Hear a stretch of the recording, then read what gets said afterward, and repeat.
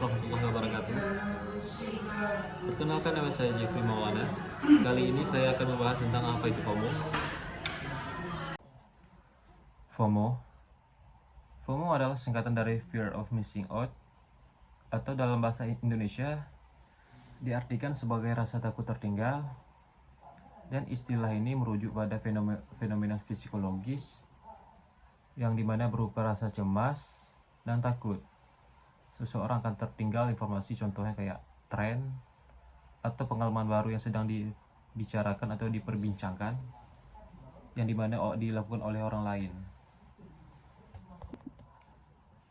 Dan fenomena ini seringkali didorong oleh kebutuhan dasar manusia untuk diterima dalam kelompok sejak maraknya penggunaan internet dan media sosial, contohnya kayak TikTok, YouTube, Instagram, dan media sosial lainnya. Dan FOMO ini semakin mudah terjadi karena seseorang dapat dengan cepat melihat pembaruan kehidupan, contohnya kayak di liburan, atau pencapaian orang lain. Hal ini memicu dorongan terus terhubung dan membandingkan diri sendiri dengan standar orang lain. Gejala dan ciri-ciri FOMO. Seseorang yang mengalami sindrom ini biasanya menunjukkan tanda-tanda dalam kehidupan kesehariannya.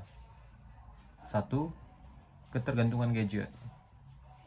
Terus-menerus mengecek smartphone atau media sosialnya setiap saat untuk melihat pembaruan. Dan yang kedua, selalu ingin tahu dan memiliki dorongan besar untuk mengetahui gosip terbaru atau tren yang sedang berlangsung. Yang ketiganya, boros dan mengikuti tren. Dan ini rela mengeluarkan uang di luar batas kemampuan hingga memicu masalah finansial hanya untuk membeli barang atau mencoba tren baru agar tidak dicap ketinggalan zaman. Yang keempat, memaksakan diri. Sering mengatakan iya pada undangan atau ajakan berkumpul, bahkan ketika sedang lelah atau tidak ingin pergi, murni karena takut kehilangan momen. Yang kelima, pamer di medsos. Terlalu fokus mendokumentasikan atau mengabadikan semua aktivitas agar bisa dilihat oleh orang lain.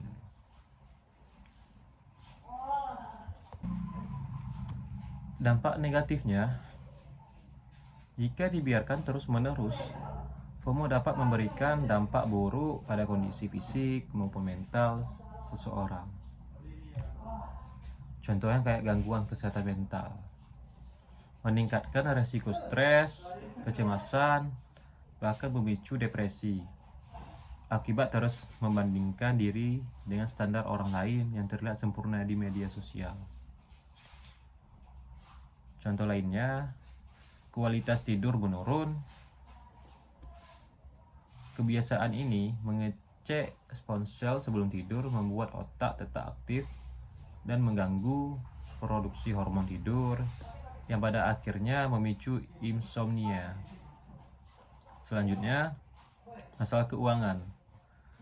Gaya hidup yang didasari rasa takut ketinggalan tren ini seringkali membuat seseorang terjebak dalam masalah finansial karena inflasi gaya hidup.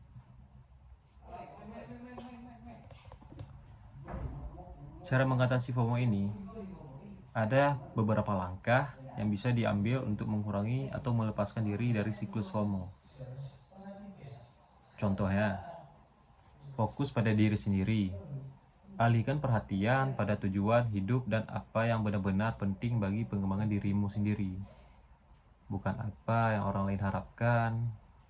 Dan yang kedua, batasi penggunaan medsos digital ini. Kurangi waktu layar dengan membatasi akses media sosial, terutama 1 jam, 1 atau 2 jam sebelum tidur.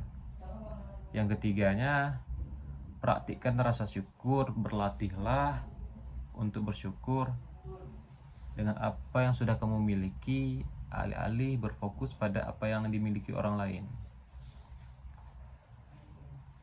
Dan adopsi pola pikir JOMO. Apa itu JOMO? JOMO adalah kebalikan dari FOMO, yang dimana kamu belajar untuk menikmati momen hidup ini, merasa tenang dan bahagia dengan pilihan hidupmu sendiri.